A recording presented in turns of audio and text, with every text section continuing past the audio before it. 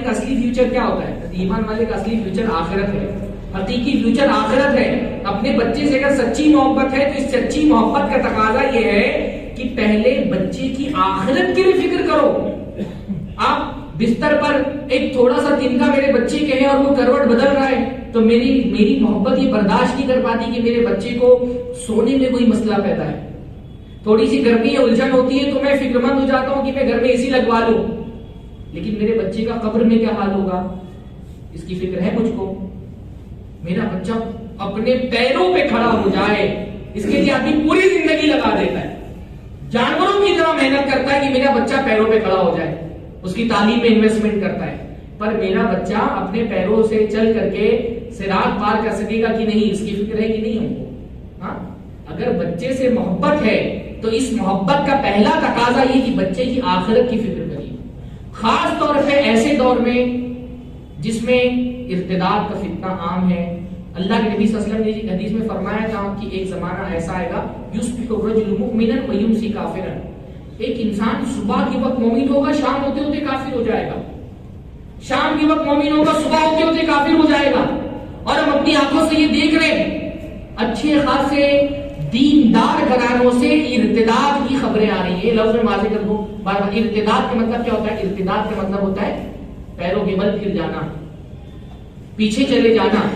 ارتداد کا مطلب ہوتا ہے اسلام کو چھوڑ دینا، چاہے وہ اسلام کو چھوڑ کر کے کوئی اور مذہب اختیار کر لے، ہندو ہو جائے، عیسائی بن جائے، یہودی بن جائے، یا اسلام کو چھوڑ کر کے ملحد بن جائے، ایتھیسٹ بن جائے، ناستک بن جائے، خدا کا انکار کر دے. اس کو کیا کہتے ہیں؟ ارتداد. یہ لفظ بار بار تقریر میں آئے گا، بہت سارے لوگوں کو نہیں پتا ہے تو اس کو سمجھ لیں، ہے نا. اسلام کو چھوڑ دینا، اپنی جو دین ہے اس کو چھوڑ کر کے منہ کے بل، ایڑیوں کے بل پھر جانا، اس کا نام ارتداد ہے. تو ایسے مرحلے میں جب قدم قدم پر ارتداد کی لہریں چل رہی ہیں، ہم جیسے لوگ، عام سے لوگ، میرا کوئی بہت بڑا سماجی رابطہ نہیں ہے، ہم جیسے لوگوں کو ہر مہینے 2-4 کیسز آ رہے ہیں، لڑکی مرتد ہو گئی. ہاں، یعنی ارتداد کا مسئلہ پہلے بھی رہا ہے، ہر زمانے میں کچھ نہ کچھ لوگ مرتد ہوتے رہے ہیں، خبریں آتی رہی ہیں. اس وقت ارتداد کوئی چھوٹا مسئلہ نہیں رہ گیا، ایک طوفان ہے ارتداد کا، طوفان ہے ارتداد کا. دیکھیں پہلے جو ارتداد کے کیسز آتے تھے وہ بہت جو ہمارا ایلیٹ طبقہ ہے نا، بہت جو اپر کلاس لوگ ہیں جن کو دین سے کوئی لینا دینا نہیں، آلریڈی وہ لبرل ہوتے ہیں، وہاں سے ارتداد کی خبریں آتی ہیں. اس وقت صورتحال یہ ہے مسلمان کی جھوپڑ پٹیوں کے جو علاقے ہوتے ہیں نا، سب سے زیادہ ممبئی میں ارتداد کی خبریں گوونڈی سے آتی ہیں. سب سے جو لوور طبقہ ہے نا، گوونڈی، غریب لوگ، ارتداد کی سب سے زیادہ خبریں گوونڈی سے آ رہی ہیں، مانڈونی سے آ رہی ہیں. یعنی دیہات میں ارتداد کے مسائل ہی پیش آتے تھے، بھاگ کر کے لڑکیاں شادی کرتی تھی. اور ایسی خبریں آپ لوگ خود جانتے ہوں گے نا، دیہات میں ایسی خبریں کبھی ایسا خال کسی نے سنا ہوگا کہ کوئی مسلمان لڑکی کسی ہندو لڑکے کے ساتھ بھاگ کر کے مرتد ہو گئی. اب بکثرت دیہاتوں سے خبریں آ رہی ہیں کہ مسلمان لڑکیاں بھاگ کر کے مرتد ہو رہی ہیں. اور صرف بے دین لوگوں کا مسئلہ نہیں رہ گیا، دیندار لڑکوں سے، دیندار گھرانوں سے. حتیٰ کہ میں ایک کیس ایسا جانتا ہوں، ایسا گھر جس کے جہاں کی مرد جو ہے نا مسجد کے ذمہ دار ہے، ان کی لڑکی مرتد ہو گئی. ممرہ میں شادی ہوئی تھی، وہ بھاگ کر کے واپس اپنے گھر پہ آ گئی، لڑکا پیچھے ہے تو پتا چلا کہ کسی کافر لڑکی کے ساتھ تعلق ہے. دیندار گھرانوں میں، یعنی یہ مسئلہ اب نارمل مسئلہ نہیں رہ گیا، دیندار گھرانے تک اس کا شکار ہے. اہل مطلب اچھے خاصے علم والے، دین پر عمل کرنے والے گھرانے سے اتنے شکار. آپ سوچئے نا، یہ کوئی چھوٹی موٹی بات نہیں تھی کہ باقاعدہ مسلم پرسنل لا بورڈ کو اعلان نکالنا پڑا کہ جو علماء ہیں، ذمہ داران ہیں، خطبہ ہیں، دعات ہیں، واعظین ہیں، وہ اپنی اپنی مسجدوں میں اپنی اپنی اسٹیج سے اس مسئلے پہ گفتگو کریں. یہ مسئلہ چھوٹا نہیں رہ گیا، ہر طبقہ اس کا شکار ہے، دیندار شکار، بے دین شکار، غریب شکار ہے، امیر شکار ہے. تو ایسے مرحلے میں جب ارتداد کا مسئلہ اتنی تیزی کے ساتھ پھیل رہا ہے، ہماری ذمہ داری اور بڑھ گئی ہے. یہ سب سے بڑا ٹینشن، اگر ہمارے گھر میں بچے ہیں، میرا کوئی بیٹا ہے، میری بیٹی ہے، پہلی فکر ہم کو یہ ہونی چاہیے، کیونکہ یہ نہیں رہی تھی. اگر یہ فکر ہوتی نا کہ ہماری بچے ارتداد سے بچے تو ہم ان کی تربیت ویسی کرتے ہیں، یہ فکر نہیں تھی. اس کا نتیجہ یہ ہے کہ آج دھڑا دھڑ مسلمان لڑکیاں، میں بڑے عالم کو جانتا ہوں، یعنی ایسے عالم جن کی کتابوں کا ہانگ کانگ میں ان کی کتابیں نصاب میں شامل ہے، ان کی بچی مرتد ہو گئی. نام کے لیے لڑکے کو کلمہ پڑھا دیا، لیکن وہ لڑکی یہاں آتی تو عائشہ بن جاتی، وہاں جاتی تو عائشہ بن جاتی. یہ صورتحال ہے، یہ صورتحال ہے. ایسی اتنے سنگین مسئلے میں سب سے بڑا مسئلہ یہ کہ ہم کو فکر ہو، ٹینشن ہو کہ میری بچی اگر گھر میں ہے میں اطمینان سے نہیں بیٹھ سکتا. ہمارے یہاں سب سے بڑا پرابلم کیا ہے کہ ہم جب تک مسئلہ میرے گھر میں نہیں آ جائے اس کو مسئلہ ہی نہیں سمجھتے. ہم ہر مسئلے کو جب تک کہ وہ میرے گھر کے اندر نہیں آ جائے، کووڈ میں ہوا تھا نا، جب تک آدمی خود کووڈ کا شکار نہیں ہو جائے اس کو کوئی سمجھ بھی نہیں آتا کہ کوئی بیماری ہے. وہ خود بیمار ہوگا تو اس کو سمجھ میں آئے گا کہ یہ بیماری ہے. ہم انتظار کر رہے ہیں بیٹھ کر کے کہ یہ مسئلہ میرے گھر میں آئے گا تو میں اس کو پرابلم سمجھ کر کے اس کے حل کے لیے نہیں. Precaution is better than cure. Precaution لینا، حفاظتی اقدامات کر لینا اس سے بہتر ہے کہ آپ کی بچی مرتد ہو جائے اور اس کے بعد آ کر کے ہم مولانا سے بولے مولانا فلاں کی بچے کو سمجھائیے، کوئی اس کا علاج کرائیے. اچھی خاصے دیندار لوگ میرے پاس آ کر کے روتے ہیں. کئی ایک صاحب آئے اپنی بچی کو لے کر کے، شرمندہ تھے، مطلب ان کو سمجھ میں نہیں آ رہا تھا کہ میں بات کیسے کروں. تو اس سے پہلے کہ ہم اس مرحلے پہ پہنچ جائیں کہ اپنی بچی کو لے کر کے کسی مولانا کے پاس جانا پڑے کہ مولانا میری لڑکی کسی کافر سے شادی کرنا چاہتے اس کو سمجھا دیجیے، اس سے پہلے کہ یہ صورتحال ہمارے ساتھ پیش آ جائے ہم کو اس کے لیے حفاظتی اقدامات کرنا ہے. سب سے پہلے تو یہ سمجھنا ہے کہ یہ مسئلہ بہت سنگین ہے اور ہمارے پاس مسائل کی کمی نہیں ہے. ہمارے تعلیمی مسائل ہیں، ہمارے سیاسی مسائل ہیں، ہمارے معاشی مسائل ہیں. سارے مسئلوں میں ہماری پرائرٹی پہ یہ مسئلہ ہونا چاہیے، سب سے ترجیح میں یہ مسئلہ ہونا چاہیے.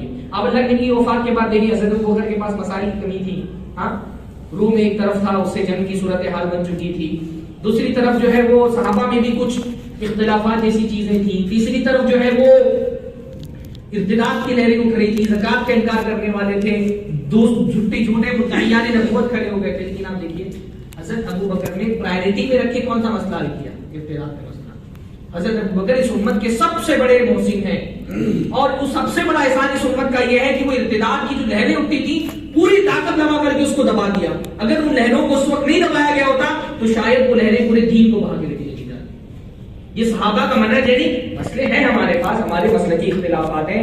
رفع الدین عامل بالجہر کا بھی مسئلہ ہے، جہیز کا مسئلہ ہے، خلا کے مسائل ہیں، ازدواجی تنازعات ہیں. مسائل کی تو بہت لمبی لسٹ ہے. لیکن کیا اس سے بڑا کوئی مسئلہ ہو سکتا ہے کہ ہماری بچیاں مرتد ہو رہی ہیں، اسلامی چھوڑ کر کے جا رہی ہے؟ اس سے بڑا کوئی مسئلہ نہیں ہو سکتا نا. تو اس کو پرائرٹی میں رکھ کر کے حل کرنے کی ضرورت ہے. اس پر زیادہ گفتگو کرنے، میں یہ مانتا ہوں کہ کچھ چیزیں پروپیگنڈے کے اثر سے یہ ہوتا ہے کہ جتنا بڑا مسئلہ نہیں اتنا بڑا بنائے جا رہے ہیں. لیکن اس کا یہ مطلب نہیں کہ ہم شتر مرغ کی طرح ریت کے ساتھ دھسا کر کے رکھے اور انتظار کریں میرے گھر میں مسئلہ آئے گا تو میں حل کروں گا. کیونکہ اسباب موجود ہیں، اسباب ارتداد کے موجود ہیں. اگر ہم اس کو حل نہیں کریں گے تو لاب اندر پکتا رہے گا اور ایک ساتھ پھر پھٹے گا. آپ مغربی ممالک میں دیکھیں کہ وہاں بھی یہ مسئلہ بہت شدید ہے. مسلمان لڑکیوں کے ارتداد کا مسئلہ، کسی کرسچن لڑکے سے شادی کرنے کا مسئلہ، امریکہ میں، یورپ میں جو 2-3 نسلیں جن کی وہاں پر رہ چکی ہیں اور وہ تربیت اسلام پر جو نہیں ہوئی ہے وہاں بھی یہ مسائل بہت شدید ہے. تو اس سے پہلے کہ یہ مسئلہ ایسی سنگین صورتحال اختیار کر جائے ہم کو اس کا حل یہ، یعنی ایک تو ارتداد کوئی چھوٹا موٹا جرم نہیں ہے. آپ دیکھیے اسلامی حکومت بھی اگر ہو تو وہ ایک کافر کے وجود کو برداشت کر سکتی ہے. کوئی کافر اگر اسلامی حکومت ہے تو اس کو مجبور نہیں کیا جاتا کہ تم اسلام قبول کرو. لیکن اسلامی حکومت میں کسی مرتد کے وجود کو برداشت نہیں کیا جاتا. اللہ نے کیا فرمایا؟ من بدل دینہ فاقتلوہ، جو اپنے دین کو تبدیل کرے اس کو قتل کر دو. میں یہ نہیں کہہ رہا کہ آپ کو یہاں پہ جو مرتد ہو رہا ہے اس کو قتل کرنا ہے. میں اس معاملے کی سنگینی بتا رہا ہوں. یہ اتنا سنگین مسئلہ ہے کہ اسلامی حکومت ہو تو مرتد کو قتل کر دیا جاتا ہے. اتنا سنگین مسئلہ، اتنا بڑا کفر سے بڑا جرم ہے ارتداد. لیکن ہماری فکر مندی اس کے حوالے سے بالکل نہیں ہے. ہر آدمی اپنی بچی کو شریفی سمجھتا ہے. ہر بات کو لگتا ہے میری بچے اتنا بڑا قدم نہیں اٹھا سکتی ہے. یہ جب قدم اٹھا لیتی ہے بچی ہاتھ سے نکل جاتی ہے، اس کا دماغ بند ہو جاتا ہے، پھر بندے کی آنکھ کھلتی ہے. ہاں، جب لڑکی کا دماغ بند ہوتا ہے نا تب اس کے باپ کی آنکھ کھلتی ہے. تو اس سے پہلے کہ یہ مسئلہ ہمارے گھروں تک آ جائے ہم کو اس فتنے کے زمانے میں اپنے گھر کی حفاظت کرنی ہے. اور حفاظت کے لیے سب سے پہلے کیا ضروری ہے؟ ان اسباب کو بند کیا جائے جہاں سے ارتداد کی یہ فتنے ہمارے گھروں کے اندر داخل ہو گئے. اور ان اسباب میں سب سے پہلا سبب کیا ہے؟ سب سے پہلا، سب سے بنیادی، سب سے اہم ترین سبب یہ ہے ہمارے بچوں کی جیسی دین پر تربیت ہونی چاہیے تھی ویسی تربیت نہیں ہوئی. دین سے جو تعلق ہم کو اپنے بچوں سے جوڑنا چاہیے تھا وہ دین سے ایموشنل بھی تعلق ہوتا ہے نا، وہ ایموشنل تعلق جب تک نہیں جوڑے گا وہاں شناخت اور قومی تعصب کے نام پر لوگ دین سے جڑے نہیں رہ سکتے. اس وقت اصل میں ایک مسئلہ یہ بھی ہے نا، خاص طور پہ ہم جو مسجدوں میں کام کرتے ہیں، ہماری مسجد میں جو ایک پبلک آتی ہے، عام طور پہ ہمارے معاشرے میں مسجد میں آنے والے لوگ نسبتاً دین سے پہلے سے جڑے ہوئے ہیں. ہم کو لگتا ہے نا کہ ہم جیسے ہیں دین سے جڑے ہوئے، ہم کو لگتا ہے پورے سارے مسلمان کمیونٹی اسی دین سے جڑی ہے. یہ صورتحال نہیں ہے.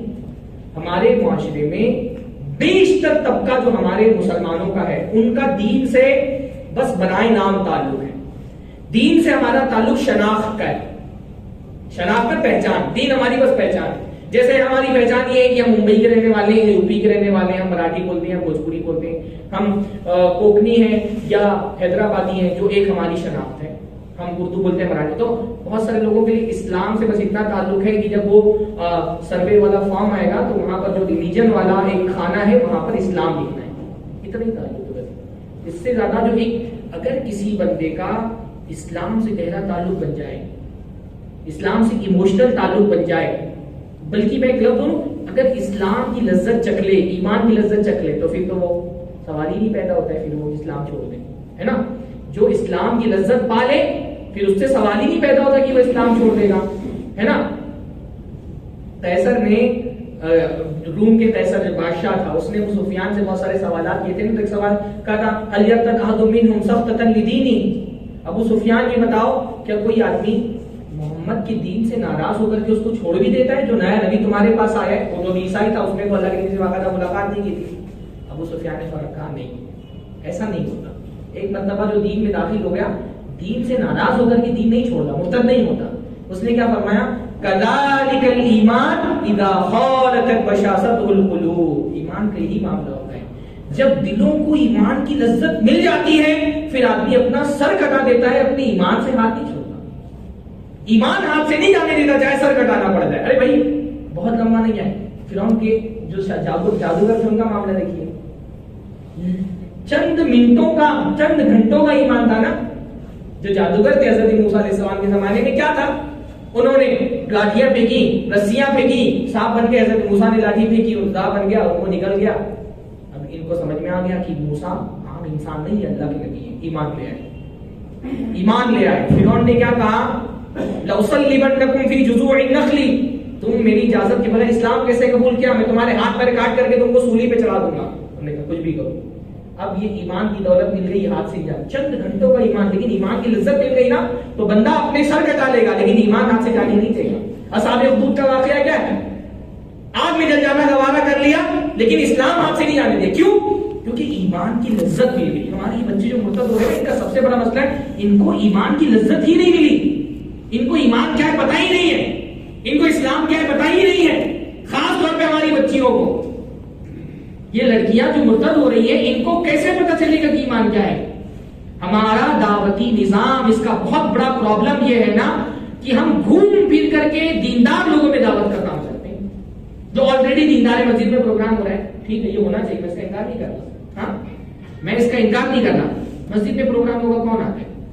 آلریڈی جو جانتا ہے شیخ سرفراز فیضی کون ہے، شیخ عنایت سلفی کون ہے، پروگرام ہوتا ہے مسجد میں آتا جاتا ہے، اس کو پوسٹر ملتا ہے، ایک ایکو سسٹم بن جاتا ہے. گھوم پھر کر کے ہمارا دعوتی کام دیندار لوگوں میں ہی ہو رہا ہے. اور وہ لوگ جو ہمارے یعنی جو 90% ہماری آبادی جو ہمارے سرکل میں نہیں ہے اس تک کی دین پہنچانے کا کیا انتظام ہے؟ بھائی ہمارے جلسوں میں آلریڈی دیندار لوگ آئیں گے نا، ہمارے دروس میں دیندار لوگ آئیں گے، مسجدوں میں تو دروس ہوتے ہیں، نماز کے بعد دیندار لوگ آئیں گے. وہ سرکل جو دین سے دور ہے، آپ ایسے لوگ ہیں جو اللہ کے نبی کا نام صحیح سے نہیں بولنا جانتے، جو درود نہیں پڑھنا جانتے، جن کو سورہ فاتحہ نہیں پڑھنا آتی ہے، انہوں نے کبھی مسجد کا چہرہ نہیں دیکھا، ان تک کے دین پہنچانے کے لیے ہمارے پاس کیا انتظام ہے؟ ہم نے دعوت کا مطلب سمجھا ہوا ہے جو میرے پاس آئے گا میں اس کو دین کی چیزیں بتاؤں گا. دعوت اس کا نام نہیں ہے. آپ پاس میں آنے والے کو دعوت دے دینا یہ دعوت نہیں ہے. جو نہیں آیا اس تک پہنچنے کا نام دعوت ہے نا. اللہ کے نبی صلی اللہ علیہ وسلم آنے والے کو، اللہ کے نبی صلی اللہ علیہ وسلم جب مبعوث ہوئے تو اللہ کے نبی صلی اللہ علیہ وسلم نے نہیں کہا کہ مسجد حرام میں عشاء کی نماز کے بعد ایک پروگرام ہوگا تمام مزاج شریک ہو. ایسا کیا؟ اللہ کے نبی بدو کے پاس گئے، بازار دنیا کی بدترین جگہ گئی لیکن بازار میں بھی جا کر کے دعوت دی. رقص و سرور کی محفلیں ہوتی تھی وہاں جا کر کے بھی دعوت دی. ہمارے سلف میں آپ کو ایسے بھی لوگ ملیں گے کہ طوائفوں کے کوٹھے میں جا کر کے دعوت دی. ہمارے پاس کیا دعوت دی؟ اپنا ایک پروگرام تو شروع ہوا تھا نا، چل رہا ہے، ہاں تو شروع کریے. واللہ وہ جو چھوٹے چھوٹے پروگرام ہم لوگ کرتے ہیں نا نکڑ پہ کھڑے ہو کر کے، اس کا امپیکٹ بڑے بڑے جلسوں سے زیادہ ہوتا ہے. میں نے تجربہ کیا ہے اس کا. وہاں ہم کو وہ آدمی ملتا ہے جو ہماری مسجد میں نہیں آتے.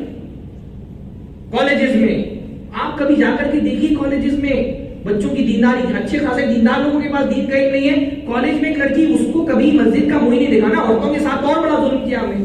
بھائی مرد تو کم سے کم کسی حد تک کے جمعہ بھی، ایک جمعہ ہمارا نا بہت بڑا، جمعہ ہماری دعوت کا سب سے بڑا وسیلہ ہے، کیونکہ جمعہ میں ہم کو وہ آڈینس ملتی ہے جو کسی پروگرام میں نہیں آتی. ہاں، جمعہ میں ہم کو وہ آڈینس ملتی ہے جو کسی پروگرام میں نہیں آتی. اس لیے بھائی خطیب اگر 5 منٹ زیادہ لے لیتا ہے نا تو اتنا ناراض مت ہوا کیجیے، کیونکہ وہ 5 منٹ لاسٹ میں جو لوگ آتے ہیں نا وہ سب سے زیادہ مستحق ہوتے ہیں دعوت کے. پر وہ گھڑی دیکھ کر کے آتے ہیں کہ جماعت کے ٹائم پہ پہنچنا ہے، تو ان کے لیے 5 منٹ ایکسٹرا لینا پڑتا ہے. تو خطیب اگر 5-10 منٹ ایکسٹرا لے لیں، لوگوں کی جو ہے نا وہ ماتھوں میں شکن آنے لگتی ہے. پر وہ جو آخر میں آیا اس کو کیا کریں گے؟ وہ تو اب ملتا ہی اسی ٹائم پر ہے جب جماعت کا ٹائم شروع ہو جاتا ہے، تو لینا پڑتا ہے اس کے لیے. اب 10 منٹ زیادہ ہو جائے ویسے ہم گھنٹوں جو ہے نا وہ ضائع کر دیں، لیکن 10 منٹ خطبے میں زیادہ لوگوں کو برداشت نہیں ہوتا ہے. میں نہیں لیتا، اور بہت اہم مسجدوں میں نہیں بھی ٹائم سے زیادہ نہیں جانا چاہیے، لیکن وہ بندہ نہیں ملتا نا ہم کو، جمعہ کے خطبے میں ملتا ہے. اس لیے جمعہ کے خطبے کو بہت اہمیت دینی چاہیے، وہ ہمارا سب سے بڑا وسیلہ ہے دعوت کا. ایسے یہ ہمارے دعوتی نظام کا نقص ہے بہت بڑا، اور اس پر ہم غور نہیں کرتے. ہم کو سوچنا چاہیے کہ ہماری ساری جو آڈینس ہے گھوم پھر کر کے وہی 10-15-20-25-60-70 لوگ ہر جلسے میں وہی آتے، وہی آگے کے دکھائی دیتے. پر وہ جو میرے جلسے میں نہیں آتا اس کو پتا نہیں شیخ کون امام کچھ بھی نہیں پتا اس کو. لوگوں میں جہالت کا یہ عالم ہے. آپ مجھ سے زیادہ تجربہ رکھتے ہیں. ایک صاحب کو دعوت دی جا رہی تھی ہمارے یہاں بادرہ میں، تو ان کو بولا کہ امام بخاری نے رفع الیدین والی حدیث روایت کی ہے، رکوع سے پہلے لوگوں کے بعد رفع الیدین کرنا چاہیے. تو اس نے بولا ابے تم لوگ امام بخاری کو مانتے ہو، وہ تو بی جے پی کو سپورٹ کرتا ہے. اس کو صحیح بخاری والے امام بخاری اور دلی کے امام بخاری کا فرق نہیں پتا ہے. ایسا آدمی اگر مرتد ہو جائے تو کوئی تعجب کی بات ہے. ہاں، ایسا آدمی اگر وہ ارتداد کے شکار ہو جائے تو کوئی تعجب کی بات نہیں ہے. وہ یہ والی آڈینس ہے نا، وہ جو ہمارے لڑکے جو سرما لگا کر کے اور جمعہ کے دن جو صافہ ڈال کے نکلتے ہیں نا، وہ آڈینس اس تک ہم کہاں پہنچ رہے ہیں؟ ہم نہیں پہنچ پا رہے. ہماری دعوت کا نقص ہے بہت بڑا. تو ایمان پر تربیت نہیں ہوئی ہے. اللہ کے رسول صرف سیرت پر اچھے سے تربیت ہو جائے نا، ایک انسان کتنا بڑا سعادت کا محروم ہے وہ انسان جو ارتداد کا نتیجہ کیا ہے کہ تم اللہ کے نبی صلی اللہ علیہ وسلم کی امت سے خارج ہو گئے، امت اجابت سے خارج ہو گئے. واللہ اگر اللہ کے رسول سے سچی محبت ہو جائے نا، نبی کی سیرت اچھے سے پڑھا دو، اللہ کے رسول صلی اللہ علیہ وسلم سے محبت ہو جائے، بندہ یہ کیسے قبول کر سکتا ہے کہ میں اللہ کے نبی کی امت سے خارج ہو جاؤں؟ توحید تو اپنی جگہ پر ہے ہی ہے، لیکن بندہ جو ہے وہ کیسے قبول کر سکتا ہے کہ میں اللہ کے نبی کی امت سے خارج ہو جاؤں؟ پر ہمارے جو دعوتی اور تربیتی نظام ہے بہت ناقص ہے. جو تھوڑا بہت تربیت کا تعلیم کا نظام بھی ہے ہمارے یہاں، بچوں کی تعلیم کے نام پر کیا ہوتا ہے؟ زیادہ سے زیادہ یہ کہ قرآن پڑھا دو، ہے نا. ہمارے زیادہ سے زیادہ ہم کیا سوچتے ہیں؟ بچے کو قرآن پڑھانا یا ناظرہ قرآن کو دیکھ کر کے پڑھنے لگا ہجے کر کے، تو ہم سوچتے ہیں اب تربیت مکمل، اب دینی تعلیم مکمل. نہیں، اللہ کے بندو، قرآن بعد میں ہے، عقیدہ پہلے ہے. عقیدے پہ کوئی تربیت ہی نہیں ہو رہی. صحابہ کہہ رہے تعلمنا الایمان ثم تعلمنا القرآن فازددنا ایمانا. ہم نے اللہ کے نبی سے پہلے قرآن نہیں سیکھا، پہلے ایمان سیکھا، پھر قرآن سیکھا. تو جب ایمان سیکھنے کے بعد قرآن سیکھا تو ہمارا ایمان اور بڑھ گیا. آپ دیکھیے کہ ہمارے پورے تربیتی نظام میں جو مکتب کا ایک نظام ہے جو ویسے ٹوٹ پھوٹ کا شکار ہے، اس میں بھی پوری توجہ بس اس پر ہے کہ قرآن پڑھنا آ جائے زبانی. وہ جو فکر مند بھی ہے وہ بس اسی کے لیے فکر مند ہے. عقیدے پہ کوئی محنت نہیں، سیرت پہ کوئی محنت نہیں، تعلیمی جو تربیتی نظام ہے اس پر کوئی محنت نہیں ہے. تو ظاہر سی بات ہے پھر بچیاں مرتدی ہوں گی، بچے مرتدی ہوں گے. پہلی کوشش کیا کرنی ہے؟ ایمان پہ تربیت کرنی ہے، ان کو جوڑنا ہے دین سے. پروگرام کریے ایسے. ہاں، گرلز کالجز ہیں، آپ کو معلوم ہے، کوئی سیرت پر ایک کوئز کمپٹیشن رکھا دیجیے، عقیدے کی کوئی کتاب پر کوئز کمپٹیشن رکھا دیجیے کہ بھائی سارے اسکول اور کالجز جو ہیں ان کے طلبہ شریک ہو سکتے ہیں، اور وہی کوئز کمپٹیشن ہے. کتابیں دے دیجیے کہ اس کتاب کو پڑھو اور اس میں سے 10 سوالات آئیں گے، جو جواب دے گا اس کو اتنا انعام. یہ کرنے کے کام ہے. یہ چیزیں جس پر توجہ دینے کی ضرورت ہے. ان تک کے پہنچیے. ہاں، انتظار مت کریے کہ وہ ہماری مسجد میں آئیں گے تو ہم ان کو بتائیں گے، وہ نہیں آ رہے تو ہم کو ان تک کے پہنچنا ہے. ارتداد کا ایک اور بہت بڑا سبب ہے. موضوع میرا بہت وسیع ہے، تقریباً میرے 10 ویڈیوز کی سیریز ہے یوٹیوب پر. تفصیل سے سننا چاہتا ہوں آپ سن سکتے ہیں، یا میرے لیے ممکن نہیں کہ ساری چیزیں میں بیان کروں. ارتداد کا ایک بہت بڑا سبب ہے ہمارے یہاں پر مہندی شادیاں. بہت سارے جو دوسری مطلب ارتداد کے کیسز آئے اس میں یہ دیکھنے میں آیا کہ مطلب زیادہ تر کیسز گوانڈی سے آ رہے ہیں، تو یہ دیکھنے میں آیا نا کہ باپ ہے گھر میں 2 3 4 بیٹیاں ہیں، ہاں 2 3 4 بیٹیاں ہیں، شادی کرانی ہے. ہمارے دور میں ارینج میرج ایک مسلمان سے کرنے کا کم سے کم خرچہ 10 لاکھ، 5 لاکھ کا جہیز، 5 لاکھ دوسری چیزوں میں ارینج میرج. اب جو ایک باپ ہے رکشہ چلا کے کسی طرح سے پیٹ پال رہا ہے 2 3 بچیوں کا، کہاں سے لائے گا وہ ہر بچی کے لیے 10 لاکھ روپیہ؟ تو وہ چھوڑ دیتا ہے. اس لوگ باپ نے بچی کو چھوڑ دیا ہے، بھائی تم جاؤ تلاش کرو، لڑکا مل جائے مجھ کو بتاؤ، شادی کرو. کیسے کرے گا وہ؟ اس کے ہاتھ میں نہیں رہے گا نا معاملہ. وہ رکشہ چلاتے ہیں، وہ تو بڑی مشکل سے گھر میں پیٹ پال رہے ہیں، وہ کہاں سے لائے گا لڑکی کے لیے 10 لاکھ روپیہ؟ تو مسلمان لڑکی سے مسلمان لڑکے سے ارینج میرج کرنے کا خرچہ ہے 10 لاکھ، اور کافر لڑکے سے بھاگ کر کے شادی کرنے میں خرچہ آ رہا ہے 100 روپیہ اسٹامپ پیپر کا. کیا کرے گی پھر وہ لڑکی؟ ہاں کیا کرے گی وہ لڑکی جس میں ہم قصوروار نہیں ہیں؟ ہم کو تو بڑا غصہ آتا ہے کسی مسلمان لڑکی کو ہم اگر دیکھ لیں کسی کافر لڑکے کے ساتھ فرار ہو گئی ہے یا کہیں ہوٹل میں پکڑ لیں یا شادی کرتے ہوئے پکڑ لیں تو پیٹ دیتے ہیں لڑکی کو، لڑکے کو پیٹ دیتے ہیں پکڑ کے. ایسے بہت سارے کیسز آئے. بھائی تمہارا غصہ اگر سچا ہے نا تو شادی کے وقت غصہ دکھاؤ، شادی کے وقت غصہ دکھاؤ کہ نہیں لوں گا جہیز، نہیں لے کر کے جاؤں گا 200 300 لوگوں کو بارات میں، ہاں نہیں لڑکی والوں پر بوجھ ڈالنا ہے شادی کا، سادگی سے شادی کرنی ہے مجھ کو، ہے نا.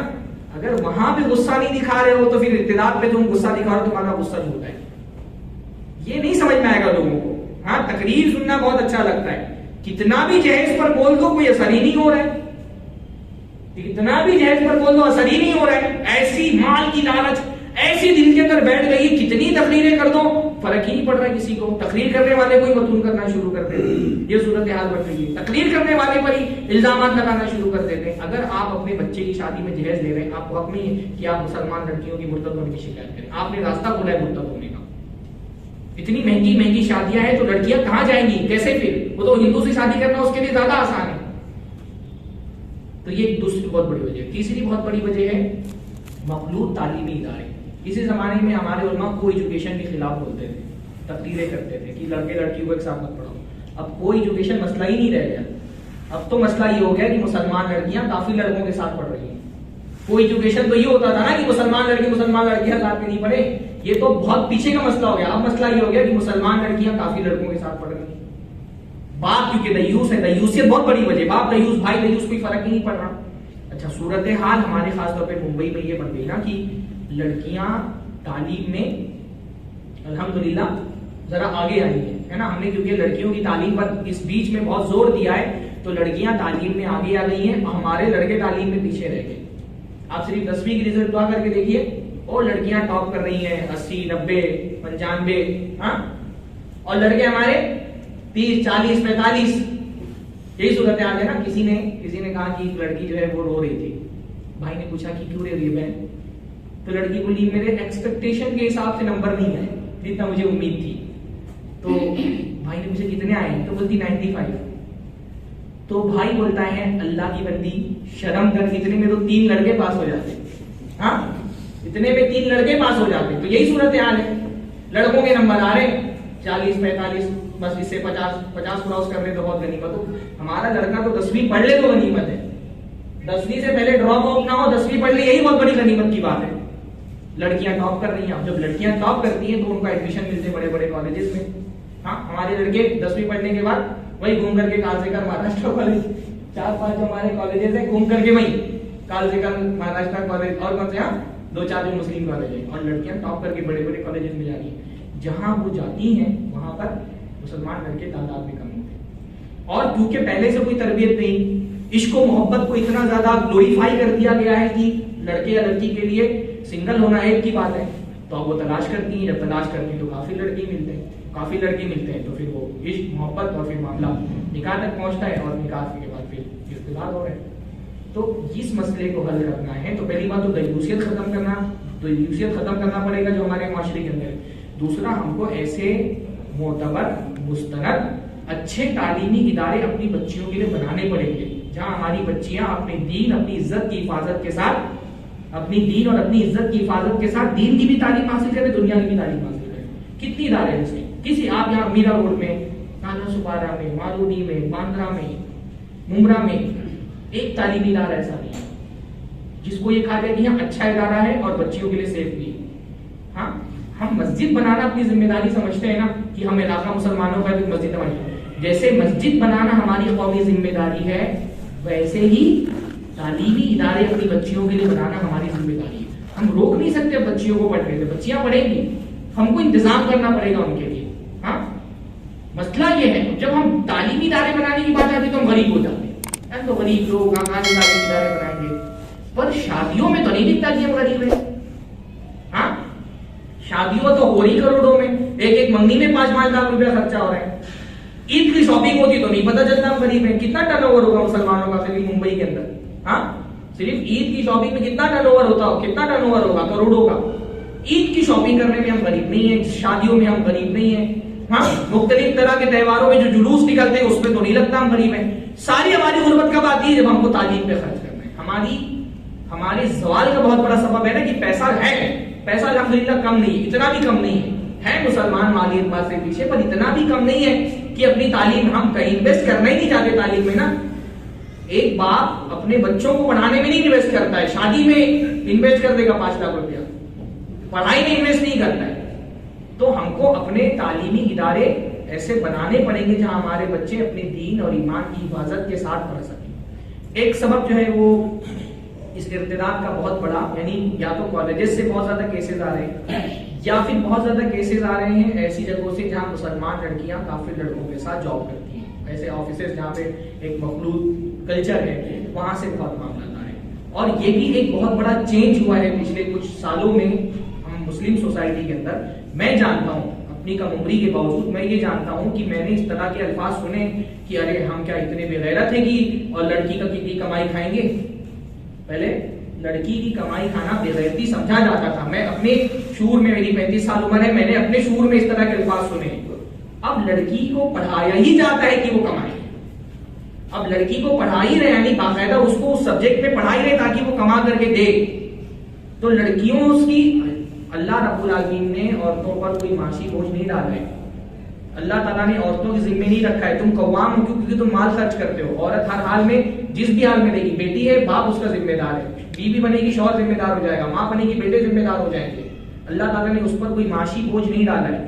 پر یہ کافروں کے ساتھ رہنے سے جو نقصانات ہم کو جھیلنے پڑ رہے اس میں سے ایک نقصان یہ بھی ہے، بہت بڑا نقصان ہے یہ کہ ہم جو ہے نا وہ پیچھے رہے. ہم جو ہے وہ لڑکیوں کی کمائی کھانے لگے. کون سا ایسا مسلم علاقے میں کہا جائے؟ ڈائگنوسٹک سینٹرز ہوتے ہیں سارے جو ریسیپشن پہ وہ لڑکیاں بیٹھی ہوتی ہیں. مالز میں جائیں مسلمان لڑکیاں مل رہی ہیں. بینک میں جا رہے ہیں ریسیپشن پہ مسلمان لڑکیاں مل رہی ہیں. کون سا انسٹیٹیوٹ ہے جہاں پہ مسلمان لڑکیاں نہیں ملتی ہیں؟ کال سینٹر میں مسلمان لڑکیاں کام کر رہی ہیں. ارتداد کے مسئلے پہ ایک جگہ خطبہ دیا کے میں بیٹھا تھا، ایک لڑکا آیا بولا میں کال سینٹر میں کام کرتا ہوں اور میں 4 لڑکیاں نقاب والی ممبرا کی میرے ساتھ کام کرتی ہیں، چاروں کی چاروں کا افیئر کسی کافر کے ساتھ میں. تو یہ بہت بڑا مسئلہ ہے. کیوں؟ مطلب میں نہیں کہہ رہا کہ عورتیں پیسہ نہیں کما سکتی، محدود دائرے میں شرعی ضوابط کے ساتھ اللہ تعالیٰ نے اجازت دی ہے، پر ان کی ذمہ داری نہیں ہے نا، ان کی ذمہ داری نہیں ہے. اب میں یہاں تک یہ مسئلہ ہے، ہمارے پاس احباب ہیں جو پریکٹیکلی اگر کہیں سے ارتداد کا مسئلہ آتا ہے تو ان کے گھر پہ جا کے سمجھاتے ہیں. تو ماں باپ سے جا کے اپروچ کیا، بتایا ان کو، فائل کرتے ہیں نا وہ لوگ کہ جو ہے وہ جو کامن میرج ایکٹ ہے اس کے تحت شادی کرنے کے لیے جو ایک درخواست دی جاتی ہے. آپ یہ بات جو درخواست دیکھی، اکیلے تھانہ میں 8-8 10-10 لڑکیاں 1 مہینے میں منتقل ہو رہی. تھانہ کتنا بڑا ہے، میرا روڈ تھانہ بھی آتا ہے نا. اکیلے تھانہ میں 1 مہینے میں 20-20 لڑکیاں درخواست دے رہی ہیں کامن میرج ایکٹ کے تحت شادی کرنے کے لیے. آپ سوچیے مسئلہ کتنا بڑا ہے. پونے میں 1 مہینے میں 22، 1 مہینے میں 25 لڑکیوں نے ایک درخواست دی کامن میرج ایکٹ کے تحت نکاح کرنے کے لیے. تو وہ جب وہ اعلانات نکلتے ہیں تو بعض ہمارے احباب ہیں وہ جاتے ہیں گھر میں سمجھانے کے لیے. تو باپ کو بتایا تو باپ نے بولا پتہ ہے مجھ کو. تو باپ سے بولے منع کیوں نہیں کرتے، تم تمہاری لڑکی شادی کرنے جا رہی ہے کافی لڑکے کے ساتھ. بولے وہ اکیلے کماتی ہے، اس کو منع کریں گے تو ہم کو کھلائے گا کون؟ باپ بول رہے یہ بات کہ اکیلے کماتی ہے، اس کو منع کر دیں گے تو کون کھلائے گا. تو یہ بہت بڑا مسئلہ بن گیا. یہ مزاج مت بنائیے، لڑکیوں کی کمائی کھانا مزاج مت بنائیے. کوئی ایکسیپشنل معاملہ ہو کہیں پہ مجبوری ہو تو الگ بات ہے، لیکن اب یہ مزاج بن گیا ہے. اب باقاعدہ لڑکیوں کو پڑھایا اس لیے جا رہا ہے. ارتداد کا ایک بہت بڑا سبب نہ ہمارے لڑکوں کی نااہلی بھی ہے. ہمارے یعنی بہت سارے معاملات میں کیسا ہو گیا ہے نا کہ لڑکی پڑھ لکھ لی ہے، ہمارے یہاں لڑکیاں پڑھ رہی ہیں، اچھی ڈگریاں حاصل کر رہی ہیں، ان کو جب شادی کرنی ہوتی ہے تو ان کے لیول کا رشتہ ان کو اپنے معاشرے میں نہیں دکھتا ہے، اور کیونکہ دین پر کوئی تربیت بھی نہیں ہوئی ہے تو پھر اگر کوئی کافی رشتہ آتا ہے تو ان کو کرنے میں حرج بھی محسوس نہیں ہوتا۔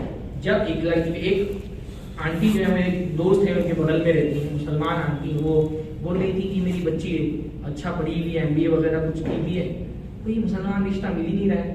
کرسچن لڑکوں کے رشتے آتے لیکن اپن کر نہیں سکتے نا، مطلب اس کو کوئی بہت بڑی بات نہیں لگ رہی، اس کو یہ افسوس ہے کہ اسلام میں کرنے کی اجازت کیوں نہیں ہے، بولتی ہے مسلم لڑکے تو مل نہیں رہے اور کرسچن لڑکوں کے رشتے آتے لیکن اپن کر نہیں سکتے نا۔ یہ بہت بڑا پرابلم ہے، یعنی ہمارے لڑکے نااہل رہ گئے اور لڑکیاں پڑھ لکھ کر کے آگے چلی گئی ہیں۔ وہ پرانا زمانہ کیسا ہوتا تھا جس میں اسکول کی پرنسپل ہے، بڑی بڑی ڈگریاں حاصل کی ہیں، رکشہ ڈرائیور سے بھی گھر والے شادی کرا دیتے تو کر لیتی تھی، پہلے ہو جاتا تھا ایسا، میں ایسا جانتا ہوں بہت سارے لوگوں کو، اچھی خاصی پڑھی لکھی لڑکیاں ماں باپ نے جس سے بولا شادی کرو کر لی۔ اب وہ دور نہیں رہ گیا، اب آپ کے لڑکے پڑھیں گے نہیں نا تو آپ کی لڑکیاں بھی بھاگ کے دوسروں سے شادی کریں گی۔ تو پہلے ہم لوگ نعرہ لگاتے تھے لڑکی پڑھاؤ لڑکی بچاؤ نا، اب نعرہ لگانا ہے لڑکا پڑھاؤ لڑکی بچاؤ۔ آپ کے لڑکے نہیں پڑھیں گے، اور صرف پڑھنے کا مسئلہ نہیں ہے، مسئلہ صرف پڑھنے کا نہیں ہے، کسی چیز میں تو آگے ہو، تعلیم میں بھی ہمارے بچے پیچھے، کاروبار میں پیچھے۔ مسلمان علاقوں میں ڈریم جاب کیا ہے بچوں کا؟ ہمارے زومیٹو میں ڈرائیور بننا ہے، پہلے ہی سے پلان ہے اس کا، اس سے آگے سوچ ہی نہیں رہے وہ، مطلب وہ سوچ رہا ہے 18,000 20,000 کمانا ہے۔ اللہ کے بندے پیسے میں تو آ گیا، تعلیم میں نہیں آیا، کم سے کم کاروبار میں تو ذہن چلا، تیرا پورا مطلب جو ذہن ہی ہے یہی کہ 18,000 کمانا ہے، 20,000 کمانا ہے، زومیٹو میں ڈرائیور بننا ہے، بائک ہے میرے پاس ڈیلیوری بوائے بننا ہے، اس سے آگے سوچ ہی نہیں رہے۔ تعلیم میں بھی پیچھے، کاروبار میں بھی پیچھے، صحت کی حالت یہ ہے کہ گٹکا کھا کر کے دانت سڑ گئے، جبڑے سے دکھائی دیتے باہر، رات رات بھر جاگتے، آنکھ دھسی ہوئی ہے، چہرہ دیکھنے لائق نہیں ہے، ہاں اگر دلہے دکھتے دیکھو تو کوئی ڈیسنٹ پڑھی لکھی لڑکی کیسے شادی کرے گی؟ صرف اس لیے کہ مسلمان ہے کر لے گی۔ اب وہ دور نہیں رہ گیا ہے، صحت بناؤ بھائی اپنی، پیسہ کماؤ، ایک اپنا مقام بناؤ، ہاں ایک اپنا دبا بناؤ کہ تمہاری کمیونٹی کی لڑکی تم سے شادی کرے۔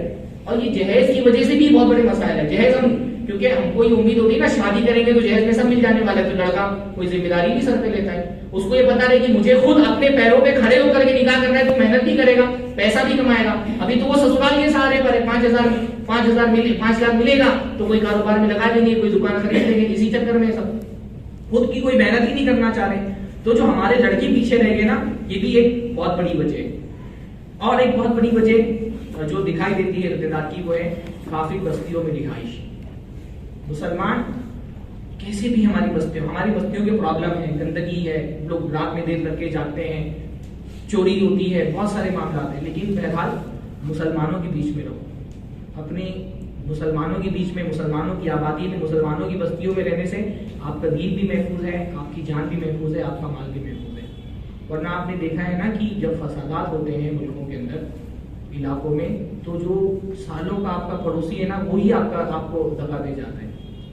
تو مسئلہ یہ ہوتا ہے نا کہ جو مسلمان اپنی بستی سے باہر نکل جاتے ہیں اور ایسی بستیوں میں جا کے رہائش اختیار کر لیتے ہیں جہاں پہ مسلمان نہیں ہے یا مسلمان کم ہے، آہستہ آہستہ کیا ہوتا ہے کہ وہ ان کے کلچر کو قبول کر لیتے ہیں، اور کلچر جب ایک مرتبہ قبول ہے، جب آپ کلچرل کافر ہو گئے تو ریلیجیس کافر ہونے میں ٹائم نہیں لگتا تھا۔ ایسا کلچر جب آپ نے کفر کو قبول کر لیا تو ایسا دین قبول کرنے میں پھر زیادہ ٹائم نہیں لگتا ہے۔ تو مسئلہ یہ کہ جب آپ ان کی آبادیوں میں جا کر کے رہتے ہیں نا، تو پھر ان کا کلچر آپ ایکسپٹ کرتے ہیں۔ میں بتاؤں، ہمارے یہاں عمرہ میں چار ہے تو ذرا سا 4 پیسہ ہوتا ہے تو پھر مسلم آبادی میں 10 نقص دکھنے لگتے ہیں نا، ایسا پرابلم ہے، تو وہ نکل کر کے دوسری آبادی میں چلے گئے۔ عید الاضحیٰ کا ٹائم آیا تو سوسائٹی کی طرف سے پابندی ہے، جانور کی قربانی نہیں کر سکتے، تو اپنے دوست کو دیا پیسہ کی میری طرف سے قربانی کر دینا۔ گنپتی کا ٹائم آیا، اب ہر گھر میں گنپتی آ رہی ہے، بچہ دیکھ رہا ہے برابر بار بار، تو پھر تھوڑے دیر بعد ابا سے بولتا ہے ابا اپنی والی کب آئی، اپنی والی کب آئی۔ ابھی وہ دیکھ رہے ہیں نا سب کی آ رہی ہے۔ کفر سے دور اس لیے بھی رہنا ہے نا تاکہ اس کے لیے جو کراہت ہے وہ آپ کے دل میں باقی رہے۔ جب آپ صبح شام اسی کفر کے بیچ میں ہیں تو کتنی کراہت محسوس کرتے ہیں، تو وہ بولے ابا اپنی والی کب آئے گی۔ تو یہ بھی بہت بڑا مسئلہ ہے کہ اپنی بستیوں میں رہیں، تھوڑا سا تکلیف سے کر کے، پریشانیاں سے کر کے اصلاح کا کام کریں، لیکن اپنی بستیوں میں رہیں۔ بہت بڑی وجہ جو ہے نا اس کی ارتداد کی بہت بڑی وجہ کی بہت منظم سازشیں ہو رہی ہیں، مسلمان لڑکیوں کو مرتد کرنے کے لیے. آپ دیکھیے یوٹیوب پہ جا کر کے صرف سرچ کریے, آپ دیکھیں گے نا لوگ اعلان کر رہے ہیں کہ مسلمان لڑکی کو پھنسا کر کے لاؤ, اتنا لاکھ انعام, قانونی سپورٹ ہم کریں گے, بنا تم کو ہم دیں گے. بنگال سے باقاعدہ ایک ٹویٹر پہ, ابھی پتہ نہیں وہ اکاؤنٹ ہے کہ سسپینڈ ہو گیا, لاکھوں اس کے فالوورز تھے, اور ٹویٹر کا نام ہی کیا تھا اس اکاؤنٹ کا, بیٹی بچاؤ بہو لاؤ. بنگال کا کہ بیٹی بچاؤ اور بہو لاؤ, بیٹی کو بچاؤ اور اپنی بیٹی کو مت جانے دو اور بہو کو لے کر کے آؤ. وہ بہت مشہور جو رضوان والا واقعہ ہوتا آپ نے کلکتہ ہی کا تھا نا, تو بیٹی کو بچاؤ اور بہو لے کر کے آؤ. بہت منظم سازشیں ہو رہی ہیں. بعض مسلمان لڑکیاں ان سازشوں کا شکار ہو جاتی ہیں اور اچھے خاصے گھرانوں کی لڑکیاں شکار ہو جاتی ہیں. مسئلہ یہ ہوتا ہے نا, جیسے بہت کیسز آئے کہ جو لڑکیاں اپنے موبائل میں ریچارج کرانے کے لیے دیتی ہیں نا نمبر, تو وہ ریچارج نمبر والا وہ نمبر بانٹ دیتا ہے, حاصل کیا جاتا ہے باقاعدہ مسلمان لڑکیوں کا نمبر.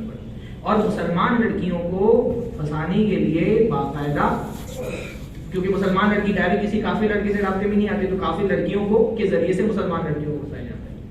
تو یہ جو منظم سازشیں ہو رہی ہیں, ان کی بھی ہماری بعض بچیاں شکار ہو جاتی ہیں. اس لیے اس سے بہت بچنا ہے. یہ عشق و محبت کی داستانوں کے چکر میں یہ جال ڈال کے پھنسائے جاتے ہیں, پھر ان کی زندگی تباہ کر دی جاتی ہے. بیشتر لڑکیوں کو کوئی عزت کی زندگی نصیب نہیں ہوتی. جو لڑکیاں ان جالوں میں پھنستی ہیں ان کو کوئی عزت کی زندگی نصیب نہیں ہوتی ہے, جسم فروشی تک پہ آمادہ کر دیا جاتا ہے. میں ایک کیس کرلا کا جانتا ہوں. گھمنڈی کی لڑکی کرلا آتی تھی پڑھنے کے لیے, اور کوئی لڑکے سے ہو گیا تعلق, بھاگ کے آ گئی, نام اپنا چینج کر لیا, دین چینج کر لیا. اب وہ لڑکا تھا کوئی شرابی ٹائپ کا, اب اس نے کوئی سنبھالا نہیں, 2 بچے ہو گئے, تھوڑا بہت کام کرتی تھی, اور اس کے بعد پھانسی لگا لی. اس نے پھانسی لگا لی. کیسی موت آئی؟ اس کا باپ بیچارہ وہ گھمنڈی کا رہ گیا تھا, گھر بار چھوڑ کر کے چلا گیا گاؤں. ہاں, تو یہ جو منظم سازشیں ہو رہی ہیں یہ بھی بہت بڑا مسئلہ ہے.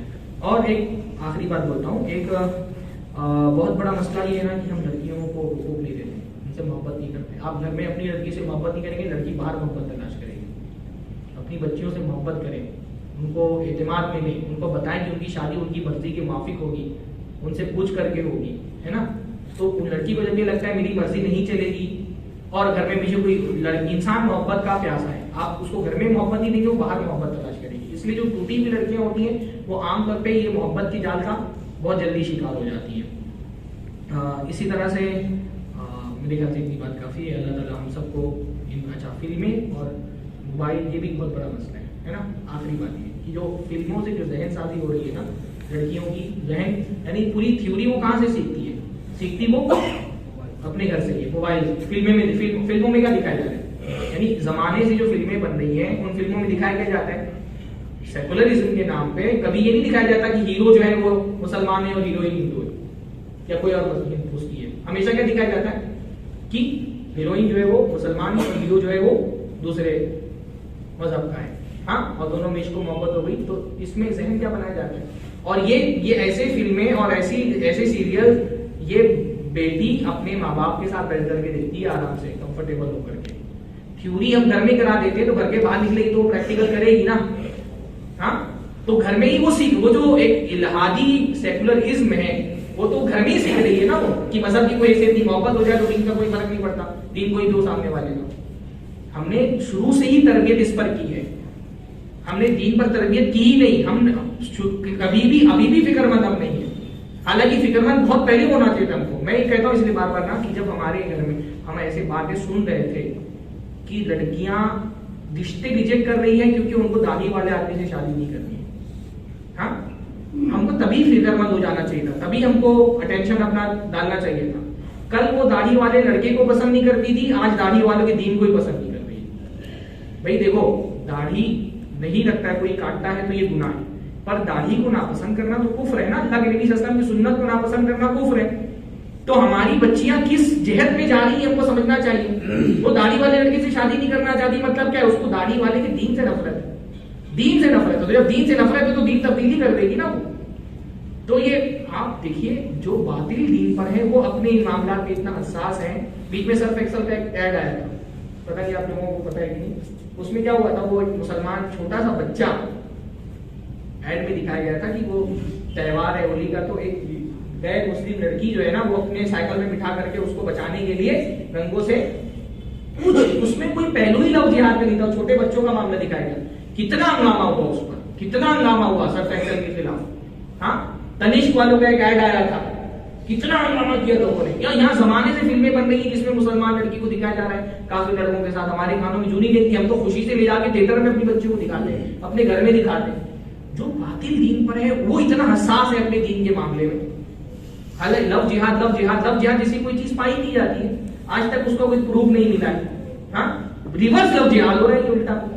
ہاں باقاعدہ اس کے لیے پلاننگ ہو رہی ہے. تو وہ جس کا دین دین برحق نہیں، وہ اتنا زیادہ اپنے دین کے معاملے میں حساس ہے، اور جن کا دین دین برحق ہے وہ ان کو کوئی احساس ان کو نہیں ہے.